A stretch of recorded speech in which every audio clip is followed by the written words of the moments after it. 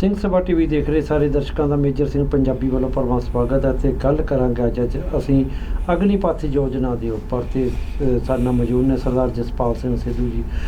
ਸਿੱਧੂ ਸਾਹਿਬ, ਜਿਹੜੀ ਰੱਖਿਆ ਮੰਤਰੀ ਰਾਜਨਾਥ ਸਿੰਘ ਵੱਲੋਂ ਜਿਹੜੀ ਆ ਕਿ ਹੁਣ ਅਗਨੀਪਥ ਯੋਜਨਾ ਬਣਾਈ ਹੈ, ਜਿਹਦੇ ਵਿੱਚ ਜਲ ਸੈਨਾ, ਥਲ ਸੈਨਾ ਅਤੇ ਹਵਾਈ ਸੈਨਾ ਜਿਹੜੀ ਆ ਕਿ ਤਿੰਨਾਂ ਦੀ ਰਿਕਰੂਟਮੈਂਟ ਕੀਤੀ ਜਾਏਗੀ, ਜਿਹੜੇ ਕਿ ਇੱਕ ਲਗਭਗ ਜੋ ਦੇਖਿਆ ਜਾਵੇ ਤਾਂ ਠੇਕੇਦਾਰੀ ਸਿਸਟਮ ਹੋਏਗਾ। ਸੋ ਕਿਸ ਤਰ੍ਹਾਂ ਤੁਸੀਂ ਦੇਖਦੇ ਹੋ ਸਾਰੇ ਨੂੰ, ਅਤੇ ਕੀ ਜਿਹੜੇ ਫੌਜੀ ਭਰਤੀ ਹੋਏਗੀ ਉਹਦੇ ਵਿੱਚ ਮਨੋਬਲ ਕਿਸ ਤਰ੍ਹਾਂ ਦਾ ਰਹੇਗਾ ਉਹਨਾਂ ਦਾ?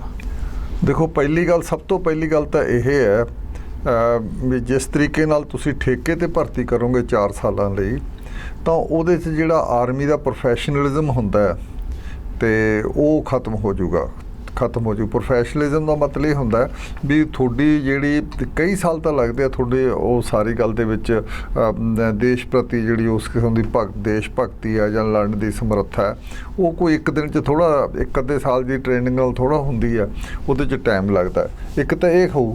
ਦੂਸਰਾ, ਸਭ ਤੋਂ ਜ਼ਿਆਦਾ ਵੱਡੀ ਜਿਹੜਾ ਨੁਕਸਾਨ ਹੋਣ ਲੱਗਿਆ, 150-200 ਸਾਲ ਦੀਆਂ ਜਿਹੜੀਆਂ ਬਣੀਆਂ ਵੀਆਂ regiments, Sikh regiment, Sikh light infantry, Gorkha rifles, Jat regiment, ਅਤੇ ਇਸ ਕਿਸਮ ਦੀਆਂ ਜਿਹੜੀਆਂ ਸਾਰੀਆਂ ਰੈਜੀਮੈਂਟਸ ਬਣੀਆਂ, ਉਹ ਸਾਰੀਆਂ ਰੈਜੀਮੈਂਟਸ ਦਾ ਤਾਂ ਮਤਲਬ ਖਤਮ ਹੋ ਜਾਣਗੀਆਂ। ਇਹ ਤੁਸੀਂ ਆਰਮੀ ਦਾ ਇੱਕ ਤਰੀਕੇ ਨਾਲ ਸਾਰਾ ਰੱਦੋ ਬਦਲ ਉਹਦਾ ਸਾਰਾ ਕਰ ਰਹੇ ਹੋ, ਅਤੇ ਤੁਸੀਂ ਸਾਰੀ ਚੀਜ਼ ਨੂੰ ਅਡਹੌਕ ਅਤੇ ਅਸਥਾਈ ਜਿਹਾ ਬਣਾ ਰਹੇ ਹੋ। ਉਹਦੇ ਵਿੱਚ ਕੋਈ ਕਿਸੇ ਕਿਸਮ ਦੀ, ਜਦੋਂ ਤੁਸੀਂ ਇਸ ਕਿਸਮ ਦਾ ਚਲੰਤ ਜਿਹਾ ਕੰਮ ਕਰਦੇ ਹੋ, ਤਾਂ ਉਹਦੇ ਵਿੱਚ ਜਿਹੜੀ ਲੜਨ ਦੀ ਸਮਰੱਥਾ, ਡਿਊਟੀ ਦੀ ਸਮਰੱਥਾ, ਉਹ ਸਾਰੇ ਉੱਤੇ ਅਸਰ ਪਏਗਾ। ਦੂਜਾ, ਜਿਹੜੇ ਸਾਰੇ ਫੌਜੀ ਆ, ਵੈਟਰਨ ਆ, ਜਿਹੜੇ ਸਾਰੇ ਪੁਰਾਣੇ ਫੌਜੀ ਹੈ, ਰਿਟਾਇਰਡ ਫੌਜੀ ਆ ਸਾਰੇ, ਅਤੇ ਐਕਸ ਸਰਵਿਸਮੈਨ ਹੈ, ਉਹ ਸਾਰਿਆਂ ਨੂੰ ਬੜਾ ਇਤਰਾਜ਼ ਹੈ ਵੀ ਤੁਸੀਂ ਪਹਿਲੀ ਗੱਲ ਤਾਂ ਇਹ ਅਜੇ ਤੱਕ ਇਹ ਛੋਟੇ ਲੈਵਲ 'ਤੇ ਤਜਰਬਾ ਵੀ ਨਹੀਂ ਕੀਤਾ ਵੀ ਕਿੰਨੇ ਥੋੜ੍ਹੇ ਜਿਹੇ ਬੰਦੇ ਲੈ ਕੇ ਅਸੀਂ ਕਰਕੇ ਦੇਖੀਏ, ਥੋੜ੍ਹਾ ਵੀ 6 ਸਾਲ ਰੱਖੀਏ, 7 ਸਾਲ ਰੱਖੀਏ, 8 ਸਾਲ ਰੱਖੀਏ। ਹੁਣ ਜਿਹੜੀ ਫੌਜ, ਇੱਕ ਸੋਲਜਰ ਹੈ, ਉਹ ਭਰਤੀ ਹੁੰਦਾ, ਉਹ 15 ਤੋਂ 17 ਸਾਲ ਤੱਕ ਰਹਿੰਦਾ। ਉਸ ਦੀ ਤੁਸੀਂ ਘੱਟੋ ਤਾਂ ਇੱਕੋ ਦਮ ਹੀ ਜਿਹੜੀ ਉਮਰ ਪਹਿਲਾਂ 10 ਸਾਲ ਘਟਾ ਦੇਣੀ ਸੀ, ਚਲੋ ਕਿਸੇ ਲੈਵਲ 'ਤੇ, ਅਤੇ ਹੁਣ ਤੁਸੀਂ ਇਕੱਠੇ 4 ਸਾਲ 'ਤੇ ਲੈ ਆਏ। ਤੁਹਾਡੀ ਸਾਰੀ ਕੋਸ਼ਿਸ਼ ਹੈ ਜਿਹੜੀ ਸਰਕਾਰ ਦੀ, ਉਹ ਇਹ ਹੈ ਵੀ ਪੈਨਸ਼ਨ ਨਾ ਦਿੱਤੀ ਜਾਵੇ। ਪੈਨਸ਼ਨ ਨਾ ਦੇਣ ਦੇ ਬਚਣ ਦੇ ਲਈ ਤੁਸੀਂ ਉਹ ਸਾਰਾ ਨੁਕਸਾਨ ਕਰ ਰਹੇ ਹੋ ਵੀ ਪੈਨਸ਼ਨ ਦਾ ਤੁਹਾਡੇ 'ਤੇ ਜਿਹੜਾ ਬੋਝ ਪੈਂਦਾ ਉਹ ਲਗਾਤਾਰ ਨਾ ਪਵੇ। ਅੱਗੇ 17 ਸਾਲ ਦਾ ਅਫਸਰਾਂ ਲਈ ਤਾਂ ਜ਼ਿਆਦਾ ਵੱਡੀ ਉਮਰ ਹੈ, ਉਹਦੇ ਲਈ ਤਾਂ ਜਿੰਨਾ ਵੱਡੇ ਅਫਸਰ ਹੈ ਉਹਨਾਂ ਦੀ ਉਨੀ ਵੱਡੀ ਰਿਟਾਇਰਮੈਂਟ ਏਜ ਹੈ, ਚਲੀ ਜਾਂਦੀ ਹੈ 55 ਤੱਕ ਵੀ ਚਲੀ ਜਾਂਦੀ ਹੈ, ਅਤੇ ਜਨਰਲਾਂ ਦੀ ਹੋਰ ਵੀ ਵਧਾ ਦਿੰਦੇ ਆ, ਉਸ ਦੀ ਲੋੜ ਮੁਤਾਬਕ ਹੈ ਸਾਰਾ। ਪਰ ਇਸ ਕਰਕੇ ਇਹ ਜਿਹੜਾ ਪ੍ਰੋਫੈਸ਼ਨਲਿਜ਼ਮ ਬਹੁਤ ਘਟੂਗਾ। ਸਭ ਤੋਂ ਵੱਡਾ ਜਿਹੜਾ ਇਤਰਾਜ਼ ਹੈ, ਜਿਹੜਾ ਕਿ ਹੋਰ ਸੂਬਿਆਂ ਨੂੰ ਹੈ, ਸਭ ਨੂੰ ਖਤਰਾ ਇਹ ਹੈ ਵੀ ਹੁਣ ਜਿਹੜੀ ਭਰਤੀ ਹੋਇਆ ਕਰੇਗੀ ਉਹ ਸਾਰੇ ਦੇ ਸਾਰੇ ਹਿੰਦੀ ਬੈਲਟ ਵਿੱਚੋਂ ਹੋਇਆ ਕਰੇਗੀ, ਕਿਉਂਕਿ BJP ਦਾ ਜਿਹੜਾ ਸਾਰਾ ਇਹ ਪੋਲੀਟੀਕਲ ਮੂਵ ਹੈ, ਇਹ ਬਿਲਕੁਲ ਹੀ 2024 ਤੱਕ ਇਲੈਕਸ਼ਨ ਜਿੱਤਣ ਲਈ ਹੈ। ਕਿਹਾ ਵੀ ਅਸੀਂ 10,000 ਭਰਤੀ ਕਰਾਂਗੇ, ਲੜਕੀਆਂ ਵੀ ਕਰਾਂਗੇ ਵਿੱਚੋਂ, ਵੀ ਤੁਸੀਂ ਸਾਰਾ ਉਹ ਉੱਥੇ ਕਿ ਜਿੱਥੇ ਹਿੰਦੀ ਬੈਲਟ ਵਿੱਚ ਤੁਸੀਂ ਕੰਸੋਲੀਡੇਟ ਕੀਤਾ ਵਾ, ਉੱਥੇ ਥੋੜ੍ਹਾ ਜ਼ਿਆਦਾ ਆਪਦਾ ਜ਼ੋਰ ਰੱਖਿਆ, ਉੱਥੋਂ ਹੀ ਜ਼ਿਆਦਾ MP ਆਉਂਦੇ ਆ, ਤੁਸੀਂ ਉਸੇ ਏਰੀਏ ਨੂੰ ਹੀ ਮਤਲਬ ਕਿ ਵੀ ਹੋਰ ਜ਼ਿਆਦਾ ਫੀਡ ਕਰਨਾ, ਉਸੇ ਏਰੀਏ ਦੀ ਹੈਲਪ ਕਰਨੀ ਹੈ, ਉੱਥੇ ਆਪਦਾ ਵੋਟ ਬੈਂਕ ਹੋਰ ਤਕੜਾ ਕਰਨਾ। ਇਹ ਸਾਰੀ ਸਾਨੂੰ ਇਸ ਗੱਲ ਦਾ ਖਤਰਾ ਲੱਗਦਾ, ਜਿਹਦੇ ਵਿੱਚ ਜਿਹੜਾ ਕਿ ਦੇਸ਼ ਦੀ ਜਿਹੜੀ ਪ੍ਰੋਫੈਸ਼ਨਲ ਗੱਲਬਾਤ ਹੈ, ਫੌਜ ਦੀ ਜਿਹੜੀ ਇੱਕ ਤਰ੍ਹਾਂ ਦਾ ਫੌਜ ਦਾ ਨਾਂ ਹੈ ਇੰਡੀਆ ਦਾ, ਬੇਸ਼ੱਕ ਬ੍ਰਿਟਿਸ਼ ਨੇ ਬਣਾਈ ਹੈ, ਅਤੇ ਇਹ ਉਹਦਾ ਬਹੁਤ ਵੱਡਾ ਨੁਕਸਾਨ ਹੋਣ ਜਾ ਰਿਹਾ। ਸਿੱਧੂ ਸਾਹਿਬ ਜੀ, ਜਿਵੇਂ ਤੁਸੀਂ ਆਪਣੀ ਗੱਲਬਾਤ ਕਰਦੇ ਹਾਂ ਵਿੱਚ ਜ਼ਿਕਰ ਕੀਤਾ ਸਿੱਖ ਰੈਜੀਮੈਂਟ ਦਾ, ਸਿੱਖ ਲਾਈਟ ਇਨਫੈਂਟਰੀ ਦਾ, ਅਤੇ ਗੋਰਖਾ ਰਾਈਫਲਸ, ਅਤੇ ਉਹਦੇ ਨਾਲ ਰਾਜਪੂਤ ਰੈਜੀਮੈਂਟ ਅਤੇ ਜਾਟ ਰੈਜੀਮੈਂਟ ਦਾ ਕੀਤਾ। ਅਤੇ ਜਿਹੜੇ ਇਹਨਾਂ ਦੇ ਵਿੱਚ ਅਸੀਂ ਹਮੇਸ਼ਾ ਦੇਖਦੇ ਹਾਂ ਜਾਂ ਸੁਣਦੇ ਵੀ ਆਏ ਹਾਂ ਕਿ ਜਿੰਨੀਆਂ ਲੜਾਈਆਂ ਹੋਈਆਂ ਨੇ ਉਹਦੇ ਵਿੱਚ ਜਿਹੜੀ ਸਿੱਖ ਰੈਜੀਮੈਂਟ ਆ ਸਭ ਤੋਂ ਅੱਗੇ ਹੋ ਕੇ ਹਮੇਸ਼ਾ ਲੜਦੀ ਰਹੀ ਹੈ। ਚਾਹੇ ਚਾਈਨਾ ਦੀ ਲੜਾਈ ਦੇ ਨਾਲ ਦੇ ਵਿੱਚ ਵੀ ਬਹੁਤ ਵੱਡਾ ਜਿਹੜਾ ਕਿ ਸਿੱਖ ਰੈਜੀਮੈਂਟ ਦਾ ਜਿਹੜਾ ਆਪਣਾ ਯੋਗਦਾਨ ਰਿਹਾ ਹੈ।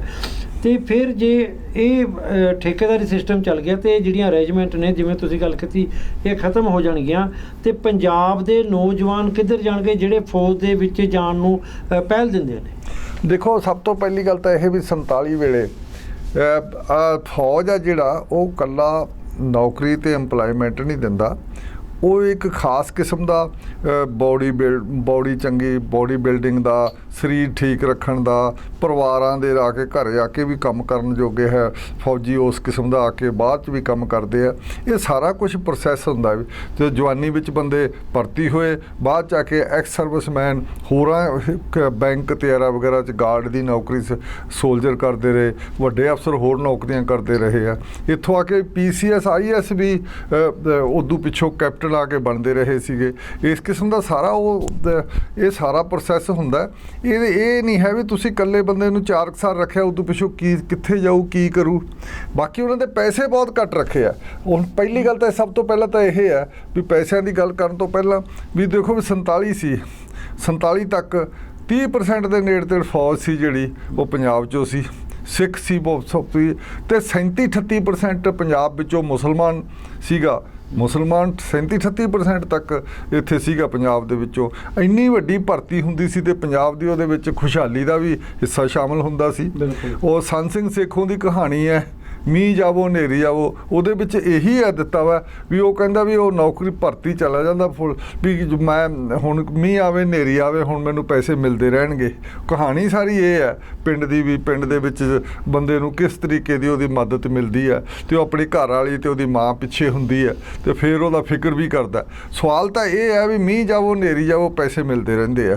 ਤੇ ਇਸ ਕਿਸਮ ਦਾ ਜਿਹੜਾ ਸਾਰਾ ਜਿਹੜਾ ਹੈ ਇਹ ਪ੍ਰੋਸੈਸ ਹੈ ਉਹ ਸਾਰਾ ਬੰਦ ਹੋ ਜਾਂਦਾ। ਹੁਣ ਬੇਰੁਜ਼ਗਾਰੀ ਵੱਡਾ ਮਸਲਾ ਹੈ ਤੇ ਬੇਰੁਜ਼ਗਾਰੀ ਦੇ ਨਾਲ ਇਹ ਹੈ ਵੀ ਤੁਸੀਂ ਜੇ ਤੁਸੀਂ ਕੌਮ ਵੀ ਮੰਨਣਾ ਚਾਹੁੰਦੇ ਹੋ, ਦੇਸ਼ ਨੂੰ ਇਹ ਸਮਝਦੇ ਹੋ ਵੀ ਇੱਕ ਦੇਸ਼ ਹੈ, ਇਹ ਇਕੱਠਾ ਹੈ ਸਾਰਾ ਕੁਝ, ਤੇ ਥੋੜ੍ਹੇ ਜਿਹੇ ਹਿੱਸੇ ਨੂੰ ਤੁਸੀਂ ਜ਼ਿਆਦਾ ਪੱਕਾ ਤਿਆਰ ਕਰ ਰਹੇ ਹੋ। ਯੂਪੀ ਬਿਹਾਰ ਤੇ ਹੋਰ ਸਾਰਾ ਏਰੀਆ, ਬਾਕੀ ਏਰੀਆ ਨੂੰ ਤੁਸੀਂ ਛੱਡ ਰਹੇ ਹੋ, ਉਹਨਾਂ ਦਾ ਕੀ ਹੋਊਗਾ? ਸਿੱਧੂ ਸਾਹਿਬ ਵੀ ਤੁਸੀਂ ਗੱਲ ਕਰਨ ਲੱਗੇ ਸੀਗੇ ਕਿ ਤਨਖਾਹ ਬੜੀ ਘੱਟ ਆ। ਮੈਂ ਤਨਖਾਹ ਦੀ ਗੱਲ ਕਰਨ ਤੋਂ ਪਹਿਲਾਂ ਇੱਕ ਗੱਲ ਇਹ ਵੀ ਆਉਂਦੀ ਹੈ ਕਿ ਜਿਹੜੀ ਹੁਣ ਇਹਨੇ ਭਰਤੀ ਦੀ ਉਮਰ ਰੱਖੀ ਆ ਉਹ ਵੀ 17.5 ਸਾਲ ਤੋਂ ਲੈ ਕੇ 21 ਸਾਲ ਦੇ ਵਿੱਚ ਹੈਗੀ ਹੈ ਤੇ ਨੌਕਰੀ ਸਿਰਫ ਹੈਗੀ 4 ਸਾਲ।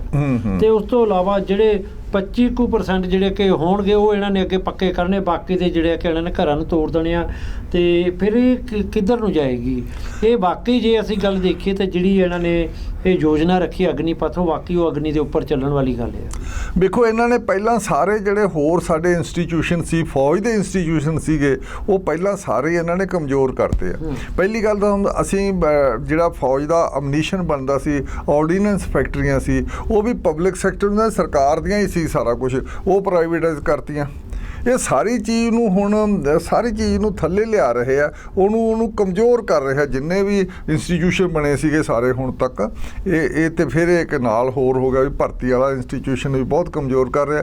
ਫਿਰ ਤੁਸੀਂ ਬੰਦਿਆਂ ਨੂੰ ਰੱਖਿਆ ਵੀ ਜੇ ਕਿਤੇ ਡੈਥ ਹੋ ਗਈ ਫੌਜ ਦੇ ਲੜਦੇ ਹੋਏ 1 ਕਰੋੜ ਰੁਪਈਆ, ਜਾਂ ਫਿਰ ਉਹਨੂੰ 11, 11.5, ਪੌਣੇ 12 ਲੱਖ ਰੁਪਈਆ ਮਿਲੂਗਾ ਜਦੋਂ ਵਾਪਸ ਆਊਗਾ। ਤੇ ਪਰ ਜਿਹੜਾ ਤੁਸੀਂ ਕਿਹਾ ਵੀ ਇੱਕ ਸੋਲਜਰ ਹੈ ਉਹਨੂੰ ਮਿਲਣਗੇ 30,000 ਕਿਹਾ। ਬਿਲਕੁਲ ਜੀ। ਤੇ ਥੋੜੀ ਜਿਹੀ ਜਿਹੜਾ ਪੜ੍ਹਿਆ ਲਿਖਿਆ ਥੋੜੀ ਜਿਹੀ ਵੱਡੀ ਪੋਜੀਸ਼ਨ ਉਹਨੂੰ 50 ਹੈ, ਪਰ ਇਹ ਮਿਲਣਗੇ ਪੈਸੇ ਘੱਟ। ਜਿਵੇਂ ਹੁਣ 30,000 ਵਾਲੇ ਦਾ 9,000 ਕੱਟਿਆ ਜਾਏਗਾ ਤੇ ਉਹ 21,000 ਮਿਲੂਗਾ। ਇਸੇ ਤਰੀਕੇ ਨਾਲ ਉਹ 50 ਵਾਲੇ ਦਾ 11-12,000 13,000 ਕੱਟਿਆ ਜਾਊਗਾ, ਉਹਨੂੰ ਉਹੀ ਤੁਸੀਂ ਪੈਸਾ ਕੱਟ ਕੇ ਅੱਗੇ ਜਦੋਂ ਉਹ 4 ਸਾਲ ਪੂਰੇ ਕਰ ਲਓ ਉਦੋਂ ਬਾਅਦ ਦਿਆ ਕਰੋਗੇ। ਇਹ ਸਾਰਾ ਪ੍ਰੋਸੈਸ ਪੈਸੇ ਬਚਾਉਣ ਦਾ। ਪਰ ਇਹਦੇ ਵਿੱਚ ਤੁਸੀਂ ਕਈ ਚੀਜ਼ਾਂ ਤੁਸੀਂ ਦੀ ਕੁਰਬਾਨੀ ਦੇ ਰਹੇ ਹੋ, ਜਿਹਦੇ ਵਿੱਚ ਦੇਸ਼ ਭਗਤੀ, ਪ੍ਰੋਫੈਸ਼ਨਲਿਜ਼ਮ, ਲੜਨ ਦੀ ਸਮਰੱਥਾ ਤੇ ਇੱਕ ਡਿਸਿਪਲਿਨ ਵਗੈਰਾ। ਇਹ ਸਾਰੀਆਂ ਚੀਜ਼ਾਂ 3-4 ਸਾਲਾਂ 'ਚ ਨਹੀਂ ਆਉਂਦੀਆਂ, ਇਹਦੇ ਲਈ ਕੁਛ ਲੰਬਾ ਸਮਾਂ ਚਾਹੀਦਾ। ਘੱਟੋ ਘੱਟ 10 ਸਾਲ ਕਰ ਦਿੰਦੇ, 12-13 ਕਰ ਦਿੰਦੇ, ਪੈਨਸ਼ਨ ਦਾ ਕੋਈ ਹੋਰ ਅਰੇਂਜਮੈਂਟ ਕਰ ਲੈਂਦੇ। ਪਰ ਇਹ ਤਰੀਕਾ ਜਿਹੜਾ ਹੈ ਬਿਲਕੁਲ ਇੱਕੋ ਦਮ ਦੂਜੇ ਸਿਰੇ ਤੇ ਪਹੁੰਚੇ। ਅੱਗੇ ਤਾਂ ਅਸੀਂ ਦੇਖਿਆ ਵੀ ਸਾਰੀਆਂ ਸਰਕਾਰ ਦੀਆਂ ਨੌਕਰੀਆਂ ਛੱਡ ਕੇ ਆ ਜਿਹੜਾ ਠੇਕਾ ਸਿਸਟਮ ਸ਼ੁਰੂ ਕੀਤਾ, ਉਹਦੇ 'ਚ ਕਿਹੜਾ ਮਹਿਕਮਾ ਨਹੀਂ ਜਿਹਦਾ ਖਰਾਬ ਨਹੀਂ ਹੋਇਆ। ਠੇਕੇ ਵਿੱਚ ਤੁਸੀਂ ਪਹਿਲਾਂ ਬੰਦੇ ਰੱਖਦੇ ਨਹੀਂ, ਪੋਸਟਾਂ ਖਾਲੀ ਰੱਖਦੇ ਹੋ, ਲੋੜ ਤੋਂ ਘੱਟ ਬੰਦਿਆਂ ਨੂੰ ਰੱਖਦੇ, ਫਿਰ ਉਹਨਾਂ ਤੋਂ ਕੰਮ ਬਹੁਤ ਜ਼ਿਆਦਾ ਲੈਂਦੇ ਹੋ ਠੇਕੇਦਾਰ ਬੰਦਿਆਂ ਤੋਂ। ਠੇਕੇਦਾਰ ਉੱਤੇ ਹਮੇਸ਼ਾ ਸਿਰ ਉੱਤੇ ਤਲਵਾਰ ਖੜੀ ਰਹਿੰਦੀ ਵੀ ਕਦੋਂ ਵੀ ਹਟਾਇਆ ਜਾ ਸਕਦਾ। ਤੇ ਇਸ ਕਰਕੇ ਇਸ ਕਿਸਮ ਦੀ ਸਾਰੀ ਤਲਵਾਰ ਇਹਨਾਂ ਦੇ ਸਿਰਾਂ ਤੇ ਵੀ ਲਟਕਦੀ ਰਹੇਗੀ। ਤੇ ਸ਼ਾਇਦ ਠੇਕੇ ਦੇ ਅੰਦਰ ਵੀ ਕੋਈ ਇਹੋ ਜਿਹੀ ਸ਼ਰਤ ਪਾਈ ਹੋਵੇ ਵੀ ਜੇ ਉਹ ਬੰਦਾ ਨਾ ਚੱਲੇ ਤਾਂ 4 ਸਾਲ ਤੋਂ ਪਹਿਲਾਂ ਵੀ ਕੱਢ ਸਕਦੇ ਆ। ਠੇਕੇ ਵਾਲੇ ਬੰਦੇ ਦਾ ਤਾਂ ਕੋਈ ਵੀ ਕਿਸੇ ਕਿਸਮ ਦਾ ਕਲੇਮ ਤੇ ਦਾਵਾ ਬਣਦਾ ਹੀ ਨਹੀਂ ਵੀ ਉਹਨੇ ਲੰਬੀ ਨੌਕਰੀ ਉਹਨੂੰ ਮਿਲਣੀ ਹੈ। ਇੱਕ ਵਾਰੀ ਭਰਤੀ ਕਰ ਲਿਆ, ਉਹ ਫਿੱਟ ਹੈ ਫੌਜ ਦੇ, ਤੇ ਉਦੋਂ ਪਿੱਛੋਂ ਤੁਸੀਂ ਉਹਨੇ ਜਿੰਨਾ ਸਮਾਂ ਲੰਘਾਉਣਾ ਤੇ ਲੰਘਾ ਸਕਦੇ ਹੋ ਜਾਂ ਉਦੋਂ ਪਹਿਲਾਂ ਵੀ ਕੱਢ ਸਕਦੇ ਹੋ। ਇਸ ਕਿਸਮ ਦੇ ਜਿਹੜੇ ਸਿਸਟਮ ਹੈ ਤੇ ਇਹ ਨੌਕਰੀ ਲਈ ਸਿਰ ਉੱਤੇ ਡੰਡਾ ਹਰ ਵਕਤ ਤੇ ਵੱਧ ਸ਼ੋਸ਼ਣ ਹੋਏਗਾ ਨੌਜਵਾਨਾਂ ਦਾ। ਇਹ ਸਭ ਤੋਂ ਮਾੜੀ ਗੱਲ ਇਹਦੇ ਵਿੱਚ ਇਹ ਠੇਕੇਦਾਰੀ ਸਿਸਟਮ ਦੇ ਅੰਦਰ ਹੀ ਸ਼ਾਮਲ ਹੈ ਵੀ ਉਹਦੇ ਵਿੱਚ ਸ਼ੋਸ਼ਣ ਹੋਣਾ ਜਦੋਂ ਨੌਕਰੀ ਕਿਸੇ ਦੀ ਕੱਚੀ ਹੋਵੇ ਤਾਂ। ਸਿੱਧੂ ਸਾਹਿਬ ਵੀ ਸਮਾਂ ਘੱਟ ਹੈ ਤੇ ਆਦੀ ਜਿਹੜੀ ਇੱਕ ਗੱਲ ਆ ਆਖਰ 'ਚ ਇਹ ਗੱਲ ਪੁੱਛਣੀ ਚਾਹੁੰਦੇ ਆ, ਫਿਰ ਦੇਸ਼ ਦੀ ਜਿਹੜੀ ਸੁਰੱਖਿਆ ਆ, ਜਿਹੜੀਆਂ ਸਰਹੱਦਾਂ ਨੇ ਉਹਨਾਂ ਦੇ ਉੱਪਰ ਇਹ ਜਿਹੜੇ ਨਵੀਂ ਭਰਤੀ ਹੋਏਗੀ ਸਿਰਫ 4-4 ਸਾਲ ਲਈ, ਉਹ ਕਿਹੜਾ ਮਨੋਬਲ ਲੈ ਕੇ ਜਾਂ ਕਿਹੜੀ ਤਾਕਤ ਲੈ ਕੇ ਉੱਥੇ ਲੜਨਗੇ? ਦੇਖੋ ਫੌਜ ਤਾਂ ਪਹਿਲਾਂ ਆਲਰੇਡੀ ਹੈ, ਕੋਈ 11-12 ਲੱਖ ਦੇ ਨੇੜੇ ਤੇ 1 ਮਿਲੀਅਨ ਤੋਂ ਉੱਤੇ ਹੈਗੀ ਹੈ ਜਿਹੜੀ ਐਕਟਿਵ ਫੋਰਸ ਹੈ ਲੜ ਰਹੀ। ਪਰ ਉਹਨਾਂ ਦੀ ਜਿਵੇਂ ਲੋੜ ਪੈਂਦੀ ਰਹਿੰਦੀ ਹੈ, ਇਹਨਾਂ ਦਾ ਸਿਰਫ ਪੈਨਸ਼ਨ ਬਚਾਉਣੀ ਹੈ ਸਾਰਾ, ਵੀ ਉਹ ਵੱਡਾ ਖਰਚਾ ਨਾ ਪਵੇ ਉਹਦੇ ਨਾਲ ਹੋ। ਪਰ ਫਿਰ ਵੀ ਇਹ ਇੱਕ ਤੁਸੀਂ ਨਵੀਂ ਭਰਤੀ ਕਰਨ ਦੀ ਥਾਂ ਤੁਹਾਨੂੰ ਠੇਕੇ ਵੱਲ ਜਾਓਗੇ ਤੇ ਉਹ ਵੀ ਤੁਸੀਂ ਸਾਨੂੰ ਇਹ ਲੱਗਦਾ ਵੀ ਇਲੈਕਸ਼ਨ ਹੈ ਜਿਹੜੀ 24 ਲਈ ਉਹਦੇ ਲਈ ਇੱਕ ਖਾਸ ਗਰਾਊਂਡ ਤਿਆਰ ਕਰੋਗੇ, ਜਿੱਥੋਂ ਲੱਗੂ ਵੀ ਬੀਜੇਪੀ ਜਿੱਤ ਕੇ ਆਉਣੀ ਆ ਉੱਥੇ ਹੀ ਭਰਤੀ ਕਰੋਗੇ। ਜ਼ਿਆਦਾ 10 ਲੱਖ ਬੰਦਾ ਉੱਥੋਂ ਹੀ ਆਊ। ਸਾਰੀ ਗੱਲ ਇਹ ਤਾਂ ਨਹੀਂ ਲੱਗਦੀ ਕਿ ਜਿਵੇਂ ਕਿ ਬੀਜੇਪੀ ਸਰਕਾਰ ਕੇਂਦਰ ਸਰਕਾਰ ਸੋਚਦੀ ਵੀ ਪੰਜਾਬ 'ਚੋਂ ਤਾਂ ਉਹਨਾਂ ਨੂੰ ਕੁਝ ਮਿਲਣਾ ਨਹੀਂ ਹੈ ਤੇ ਦੂਜੇ ਸੂਬਿਆਂ ਦੇ ਵਿੱਚ ਜਿਹੜੀ ਆ ਕਿ ਉਹਨਾਂ ਨੂੰ ਵੋਟਾਂ ਦਾ ਕੁਝ ਨਜ਼ਰ ਆਉਂਦਾ ਵੀ ਵੋਟਾਂ ਮਿਲਣਗੇ ਤੇ ਉਸ ਨੂੰ ਲੈ ਕੇ ਸਿਰਫ ਇਹ ਨਵੀਂ ਗੱਲ ਚਲਾਈ। ਨਾਲੇ ਕੋਈ ਵੀ ਨਹੀਂ ਹੈ ਵੀ ਅੱਗੇ ਤਾਂ ਸਟੇਟ ਵਾਈਜ਼ ਕੋਟਾ ਹੈ ਵੀ ਪੰਜਾਬ ਦਾ 3% 2.5% ਕੋਟਾ। ਪੰਜਾਬ ਦਾ ਵੀ ਪਹਿਲਾਂ ਬਹੁਤ ਨੁਕਸਾਨ ਹੋ ਗਿਆ ਸੀਗਾ। ਪੰਜਾਬ ਦੇ ਵਿੱਚ ਜਗਜੀਵਨ ਰਾਮ ਦੇ ਟਾਈਮ ਤੇ ਜੋ ਡਿਫੈਂਸ ਮਿਨਿਸਟਰ ਸੀਗਾ ਉਹਨਾਂ ਦਿਨਾਂ ਦੇ ਵਿੱਚ, ਉਦੋਂ ਇੰਦਰਾ ਗਾਂਧੀ ਦੇ ਲਾਸਟ ਜਿਹੇ ਦਿਨਾਂ ਦੇ ਵਿੱਚ, ਉਦੋਂ ਉਹਨੇ ਡਿਫੈਂਸ ਮਿਨਿਸਟਰ ਦੇ ਲੈਵਲ ਤੇ ਇਹ ਕਰਤਾ ਸੀ ਕੋਟਾ ਜਿਹੜਾ ਸੀ ਪਹਿਲਾਂ ਸਟੇਟਾਂ ਦਾ ਕੋਟਾ ਬੰਨ੍ਹਤਾ। ਪਹਿਲਾਂ ਹੁੰਦਾ ਸੀ ਵੀ ਤੁਸੀਂ ਇੱਕ ਮਾਰਸ਼ਲ ਰੇਸ ਹੈ ਇਹਦੇ 'ਚੋਂ ਜ਼ਿਆਦਾ ਹੋਣਗੇ ਜਾਂ ਖਾਸ ਇੱਕ ਤਰ੍ਹਾਂ ਦੀ ਪਰੰਪਰਾ ਚੱਲੀ ਆਉਂਦੀ ਸੀ, ਉਸੇ ਏਰੀਏ 'ਚ ਤੁਸੀਂ ਜ਼ਿਆਦਾ ਲੈਂਦੇ ਸੀ ਬੰਦਿਆਂ ਨੂੰ। ਉਹ ਸਾਰੀ ਖਤਮ ਕਰਕੇ ਸਟੇਟ ਵਾਈਜ਼ ਕੋਟਾ ਕਰਤਾ। ਹੁਣ ਇਹ ਨਹੀਂ ਪਤਾ ਵੀ ਰਿਕਰੂਟਮੈਂਟ ਜਿਹੜੀ ਇਹ ਕਰਨਗੇ ਹਜੇ ਕਲੀਅਰ ਨਹੀਂ ਹੈ ਵੀ ਉਹ ਸਟੇਟ ਵਾਈਜ਼ ਲੈਣਗੇ ਤੇ ਜਾਂ ਇਹ ਇਕੱਠੇ ਹੀ ਵੀ ਇੰਨੇ ਬੰਦੇ ਰੱਖਣੇ ਆ ਅਸੀਂ ਕਿਤੋਂ ਵੀ ਰੱਖ ਲਈਏ ਆਪਦੇ ਮੁਤਾਬਕ ਰੱਖਣਗੇ। ਬਹੁਤ ਬਹੁਤ ਧੰਨਵਾਦ ਜਸਪਾਲ ਸਿੰਘ ਸਿੱਧੂ ਜੀ ਕਿ ਅੱਜ ਦੀ ਜਿਹੜੀ ਕਿ ਅਸੀਂ ਗੱਲ ਕੀਤੀ ਅਗਨੀਪਥ ਯੋਜਨਾ ਤੇ ਜਿਹੜੀ ਕਿ ਦੇਸ਼ ਦੇ ਰੱਖਿਆ ਮੰਤਰੀ ਰਾਜਨਾਥ ਸਿੰਘ ਵੱਲੋਂ ਉਹਦਾ ਕੱਲ੍ਹ ਉਦਘਾਟਨ ਕੀਤਾ ਗਿਆ ਤੇ ਉਸ ਤੋਂ ਬਾਅਦ ਪੱਤਰਕਾਰ ਸੰਮੇਲਨ ਵੀ ਹੋਇਆ ਸੀਗਾ। ਸੋ ਇਹ ਹੁਣ ਦੇਖਣਾ ਹੋਵੇਗਾ ਕਿ 4 ਸਾਲ ਦੀ ਜਿਹੜੀ ਭਰਤੀ ਹੈ ਕਿਸ ਤਰ੍ਹਾਂ ਕੀਤੀ ਜਾਂਦੀ ਹੈ। ਜਲ ਸੈਨਾ, ਥਲ ਸੈਨਾ ਤੇ ਹਵਾਈ ਸੈਨਾ ਦੇ ਵਿੱਚ ਕਿਸ ਤਰ੍ਹਾਂ ਉਹਨੂੰ ਸਾਰਾ ਕੁਝ ਰੱਖਿਆ ਜਾਏਗਾ ਤੇ ਜਿਹੜੀ ਰਿਕਰੂਟਮੈਂਟ ਹੋਏਗੀ ਉਹ ਕਿਸ ਤਰ੍ਹਾਂ ਦੀ ਹੋਏਗੀ ਤੇ ਪਰ ਉਹਦੇ ਵਿੱਚ ਪੰਜਾਬ ਨੂੰ ਕਿੰਨਾ ਖੋਰਾ ਲੱਗਦਾ ਇਹ ਵੀ ਵੇਖਣ ਵਾਲੀ ਇੱਕ ਗੱਲ ਹੋਵੇਗੀ। ਸੋ ਜੁੜੇ ਰਹੋ ਸਿੰਘ ਸਭਾ TV ਦੇ ਨਾਲ ਤੇ ਜਲਦੀ ਨਵਾਂ ਪ੍ਰੋਗਰਾਮ ਲੈ ਕੇ ਤੁਹਾਡੇ ਰੂਬਰੂ ਹੋਵਾਂਗੇ। ਦਿਓ ਇਜਾਜ਼ਤ। ਤੁਹਾਡਾ ਆਪਣਾ ਮੇਜਰ ਸਿੰਘ ਪੰਜਾਬੀ। ਵਾਹਿਗੁਰੂ ਜੀ ਕਾ ਖਾਲਸਾ, ਵਾਹਿਗੁਰੂ ਜੀ ਕੀ ਫਤਿਹ।